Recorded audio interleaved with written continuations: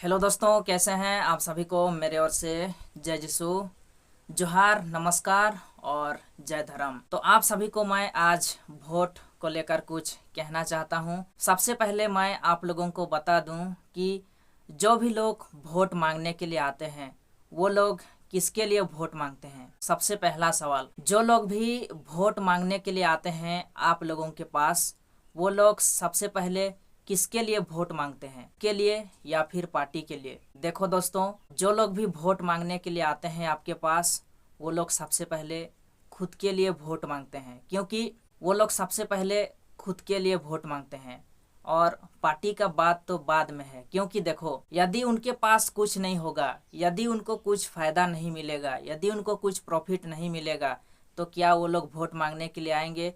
तो क्या वो लोग कुछ भी पार्टी के तरफ से वोट मांगने के लिए आएंगे? नहीं दोस्तों, यदि वो लोग वोट मांगने के लिए आ रहे हैं तो सबसे पहला बात है कि वो लोग अपने लिए मांगते हैं, ना ही बल्कि पार्टी के लिए। क्योंकि देखो, यदि वो लोग सबसे पहला स्थान पार्टी को देते यदि वो लोग सबसे पहला स्थान पार्टी को देते तो जब भी उनका पार्टी में कुछ समस्या होता है, गिरने का कगार में होता है, तो वो लोग अपना पार्टी नहीं बदलते। यदि वो लोग पार्टी के लिए सबसे पहले वोट मांगते, वो लोग पार्टी के लिए वोट सबसे पहले नहीं मांगते हैं दोस्तों, वो लोग सबसे पहले खुद के लिए मांगते हैं। इसलिए क्या होता है कि जो कोई भी इंसान हो, यदि उनको लगता है कि मेरा पार्टी गिरने वाला है, या फिर उनको लगता है कि इस पार्टी से मेरा काम नहीं चलने वाला है, मेरा ज़िंदगी नहीं बनने वाला है, तो वो लोग क्या करते हैं, उनका पार्टी को चेंज कर देते हैं दोस्तों।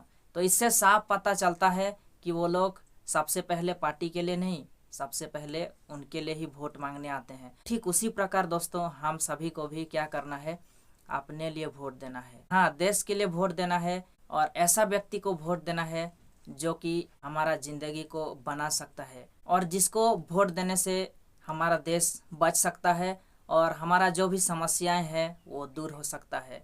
उसी इंसान को ही वोट देना है। क्योंकि दोस्तों देखिए, जो लोग वोट मांगने के लिए आते हैं उनका तो काम चल जाता है, उनको तो रोजगार मिल जाता है, उनके लिए तो पैसा है, कौड़ी है, धन दौलत सब कुछ है, उनको कोई फिक्र नहीं है। लेकिन जो लोग वोट देते हैं उनको फिक्र है दोस्तों। क्योंकि देखो, उन सब के पास पैसा है, कौड़ी है, सब कुछ है। कभी भी उनको कुछ समस्याएं होगा तो उनके लिए पैसा है, वो लोग पैसा के माध्यम से सब कुछ कर सकते हैं। लेकिन हमारे पास क्या है? कुछ नहीं है। इसलिए हम सभी को सबसे पहले खुद के लिए वोट देना है। और आप सभी को मैं यही कहना चाहता हूं दोस्तों कि वोट मांगने के लिए तो बहुत सारे आते हैं और ऐसा लगता है कि सभी पार्टी ठीक ठाक है, ऐसा लगता है कि सभी को वोट दें, सब कोई तो अच्छाई के बारे में बात करते हैं। हाँ दोस्तों, जी हाँ दोस्तों, सब कोई तो अच्छाई के बारे में ही बात करेंगे क्योंकि उनका काम है। लेकिन हम ही लोग जानते हैं कि किसमें अच्छाई है और किसमें बुराई है, और कौन देश को चला सकता है और कौन देश को बर्बादी की तरफ ले जाएगा, वो सब कुछ हम ही खुद को पता है दोस्तों। इसलिए वोट देने से पहले अच्छा से जानकारी प्राप्त करना है कि हमको किससे वोट देना चाहिए और किसको वोट देंगे तो हम सुरक्षित रहेंगे। तो चलिए फिर दोस्तों, जितने भी लोग मेरा वीडियोस को देखते हैं उन सभी लोग को मैं दिल से रिक्वेस्ट करता हूं कि आप लोग आज का इस वीडियो को अंत तक देखें, क्योंकि यदि आप लोग अंत तक नहीं देखोगे तो शायद आप लोग समझ नहीं पाओगे। और दिल से रिक्वेस्ट है कि आप लोग वीडियो को ज़्यादा से ज़्यादा लोगों तक शेयर करें ताकि लोग देखें और कुछ ना कुछ जान सकें, सीख सकें दोस्तों। तो आज मेरे पास ऐसा एक मैसेज आया है जो कि मैं आप लोगों के साथ में शेयर करना चाहता हूं दोस्तों कि हम लोग किसे वोट देना चाहिए। मैं ये नहीं कह रहा हूं कि आप लोग उसे वोट दें या फिर इसे वोट दें या फिर इसे, लेकिन दोस्तों वोट देने से पहले सबसे पहले खुद को जानकारी प्राप्त करना है कि कौन आपको सुरक्षित, कौन आपका ज़िंदगी को बना सकता है, या फिर किसको हम वोट देंगे तो हमारा ज़िंदगी और हमारा कैरियर सुरक्षित में रहेगा। यही सब चीज़ को अच्छा से जानकारी लेते हुए दोस्तों आप लोगों को डिसीजन लेना है। तो चलिए फिर, मेरे पास एक मैसेज आया है, मैं आप लोगों को शेयर करना चाहता हूं कि हम लोग किसे वोट देना चाहिए। जैसा कि हम सभी देख रहे हैं, हमारा प्यारा देश तानाशाही बनने के गंभीर खतरे में है। आप सभी लोग आंखों में देख रहे हैं दोस्तों और जान रहे हैं कि हमारा देश अभी खतरे में है। क्योंकि देखिए तो दोस्तों, मैं देखता हूँ कि गांव घर में ज़्यादातर क्या होता है, जब भी लोग वोट मांगने के लिए आते हैं तो वो लोग क्या करते हैं, हम जैसे आदिवासी लोगों को हम जैसे गरीब लोगों को कैसे उनका मुट्ठी में लेना है, कैसे उनको अपने पक्ष में करना है, वो लोग अच्छी तरह से जानते हैं। हम जो आदिवासी लोग होते हैं, गरीब दुखी लोग होते हैं, हम लोग क्या करते हैं, उनका बातों में आकर हम लोग फंस जाते हैं। पहला रीज़न तो ये है कि हम लोगों के पास जानकारी का कमी होता है, और दूसरा ये है कि हम लोग जानना ही नहीं चाहते हैं कि हम लोग किसे वोट दें। शायद हमारा एक वोट से किसी का किस्मत बदल सकता है। हम लोग ये जानने के लिए कोशिश भी नहीं करते हैं दोस्तों। बस जो लोग वोट मांगने के लिए आते हैं उन लोगों को अच्छा से पता है कि हम जैसे लोगों को कैसे उनका मुट्ठी में रखना है। इसलिए वो लोग क्या करते हैं, कुछ पैसे दे देते हैं, भोजी करने के लिए कह देते हैं। भोजी भात में हम लोग क्या करते हैं दोस्तों, हम लोग उनके पक्ष में चले जाते हैं और हम लोग सोचते हैं कि नहीं, ये सही है, ये हम लोगों को कुछ पैसा दिया है और 2 पीस चिकन दिया है, भात दिया है, हड़िया दारू सब कुछ दिया है, इंग्लिश बियर सब दिए हैं, हाँ ये सही है, इसको वोट देना चाहिए। लेकिन उन लोगों को नहीं पता कि आगे क्या होने वाला है। जो लोग इस प्रकार से करते हैं उनके साथ में क्या होता है दोस्तों, जो वोट लेने वाला होता है वो जब तक वोट नहीं मिलेगा तब तक वो आएगा, और जब वोट मिलेगा ना उसके बाद में अगले 5 साल तक उसका देखा दर्शन नहीं होता है दोस्तों। आप लोग इस बात को ध्यान में रखना और सभी कोई एक ही जगह पे बैठ के अच्छा से डिसीजन लेना है दोस्तों। और आप लोग इस 2 कौड़ी पैसा, 2 पीस चिकन और ये भात, हड़िया दारू, बियर, इंग्लिश, इस सब के चक्कर में मत फंसना दोस्तों। क्योंकि यदि आप लोग अच्छा इंसान को वोट दोगे तो शायद आपका किस्मत भी पलट सकता है और आपका जो देश अभी खतरे में है वो शायद खतरे से बच सकता है। तो चलिए, मैं आप लोगों को जो मेरे पास एक मैसेज आया है उस मैसेज के माध्यम से आप लोगों को कुछ सिखाना चाहता हूं कि आप लोग किसे वोट देना चाहिए, और अभी जिसका सरकार चल रहा है उसका कंडीशन क्या है, उसका परिस्थिति क्या है, और उसका परिस्थिति क्या है वो सब कुछ थोड़ा सा आपको जानकारी देना चाहता हूँ।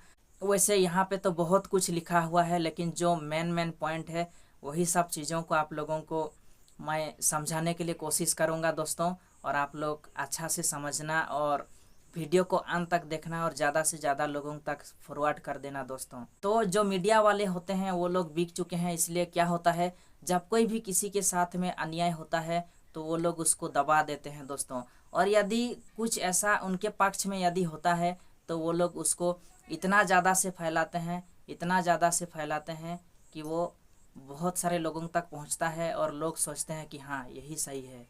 मणिपुर जल रहा है तो आप लोगों को याद दिलाना चाहता हूँ कि मणिपुर के साथ में क्या हुआ था।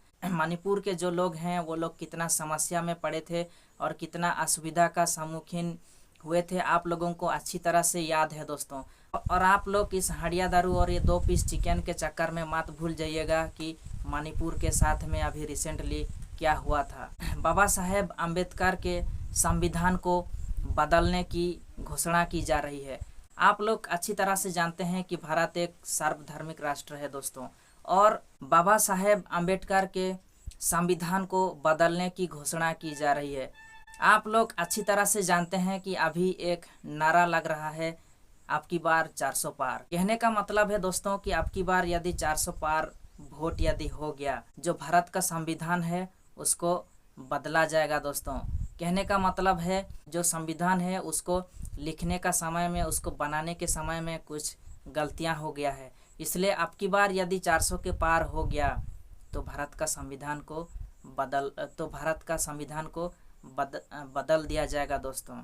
सुप्रीम कोर्ट के जजों पर दबाव है। आप लोग अच्छी तरह से जानते हैं कि जो लोग भी जज लोग हैं सुप्रीम कोर्ट में, जो लोग वकील लोग हैं, जज लोग हैं, उनके ऊपर दबाव है। वो लोग क्या कर सकते हैं, क्योंकि यदि सभी को यदि उनका विपक्ष में हो जाएंगे तो वो लोग क्या कर सकते हैं, उनके ऊपर दबाव है। ईडी और सीबीआई बीजेपी के वॉशिंग मशीन के कठपुतली बन गए हैं। आप सभी लोग अच्छी तरह से जानते हैं कि ईडी और जो सीबीआई है वो सब कोई के वॉशिंग मशीन और कठपुतली बन गए हैं दोस्तों। भारत के इतिहास में सबसे बड़ा घोटाला इलेक्टोरल बॉन्ड घोटाला जनता से छिपाया गया। आप लोग जितने लोग भी मेरा वीडियोस को देखते हैं उनमें से बहुत सारे ऐसे लोग होंगे जो लोग कि शायद अच्छी तरह से नहीं जानते होंगे कि खबर क्या है या फिर देश में क्या हो रहा है क्या नहीं।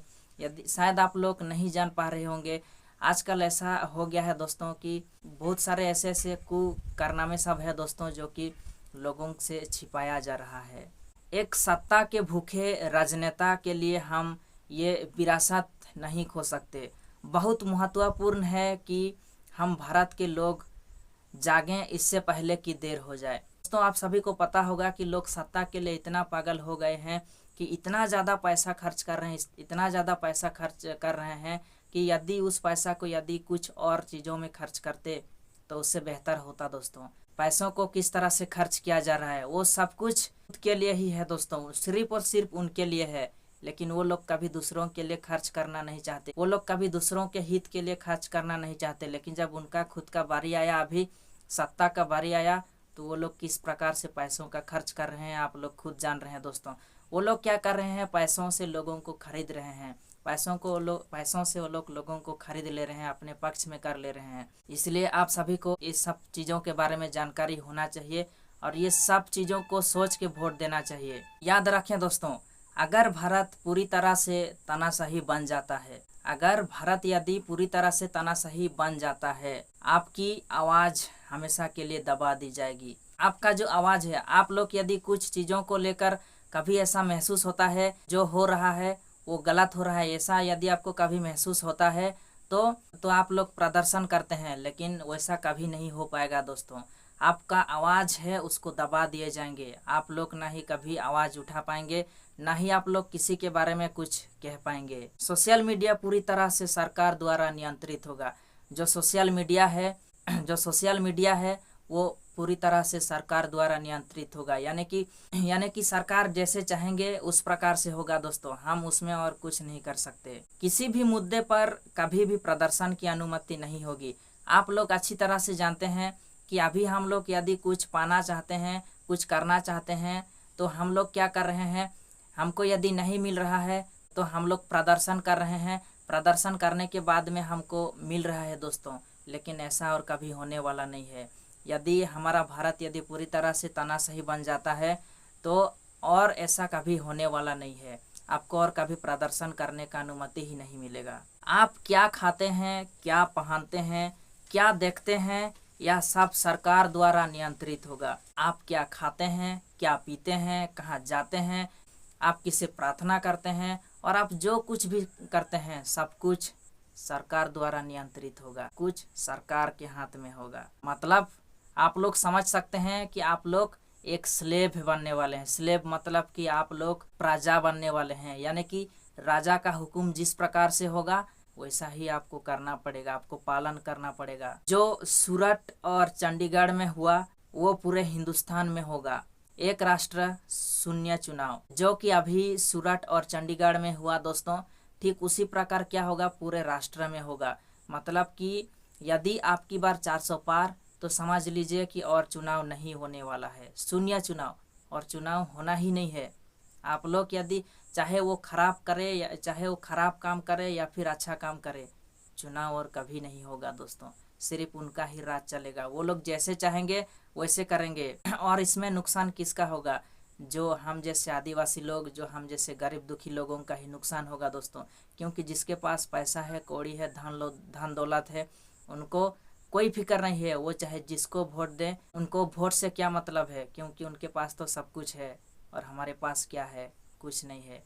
उनके पास खोने के लिए कुछ नहीं है, लेकिन हमारे पास खोने के लिए सब कुछ है। जो कोई भी अपना आवाज़ उठाएगा उसे जेल होगी। जो लोग भी अपना आवाज़ उठाने के लिए कोशिश करेंगे उनको जेल भुगतना पड़ेगा, उनको जेल में डाला जाएगा, उनको जेल में रखा जाएगा। दोस्तों, भारत उत्तर कोरिया की तरह बन जाएगा। भारत क्या होगा, उत्तर कोरिया की तरह बन जाएगा। कहने का मतलब है दोस्तों, जिस प्रकार से उत्तर कोरिया में हो रहा है, ठीक उसी प्रकार क्या होगा, हम लोगों का भारत में भी होगा। ठीक उसी प्रकार हम लोगों के साथ में भी होगा। हम लोगों को ऐसा महसूस होगा कि हम लोग फिर से पहले ज़माने में आ गए। जैसे कि हमारा भारत तो स्वाधीन हो गया है, लेकिन फिर भी दोस्तों हम लोगों को ऐसा महसूस होगा कि नहीं, भारत फिर से अभी वहाँ उसी जगह पे चला गया जो कि स्वाधीन होने से पहले भारत वैसा बन गया जैसा स्वाधीन होने से पहले था। लेकिन आपका एक वोट यह सब बदल सकता है दोस्तों।